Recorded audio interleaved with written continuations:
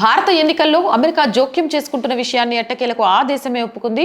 తాజాగా ఆ దేశ అధ్యక్షుడు డొనాల్డ్ ట్రంప్ ఈ విషయాన్ని ఒప్పేసుకున్నారు. భారత ఎన్నికల్లో మరెవరినో గెలిపించే ప్రయత్నం చేశారా, భారత ఎన్నికల్లో జోక్యం చేసుకోవాలని చూశారా అంటూ అమెరికా మాజీ అధ్యక్షుడు జో బైడెన్ పై ట్రంప్ సంచలన వ్యాఖ్యలు చేశారు. భారత్ కి $21 మిలియన్ ఫండ్ అమెరికా ఎందుకు ఇవ్వాలంటూ ప్రశ్నించారు.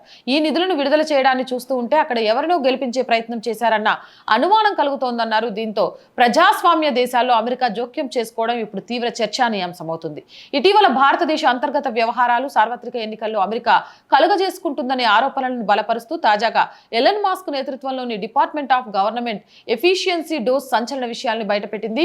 యుఎస్ పన్ను చెల్లింపుదారులు ఖర్చులకు సంబంధించిన ప్రతిపాదనలను రద్దు చేస్తున్నట్లు డోస్ తన అధికారిక ఎక్స్ ఖాతా ద్వారా వెల్లడించింది. అయితే ఈ జాబితాలో భారతదేశంలో ఓటర్ల సంఖ్యను పెంచేందుకు అమెరికా ప్రభుత్వం $21 మిలియన్ ట్యాక్స్ పేయర్ల డబ్బును వెచ్చించాలనే ప్రతిపాదన ఉండడం ఇప్పుడు రాజకీయ వర్గాల్లో హాట్ టాపిక్ గా మారింది.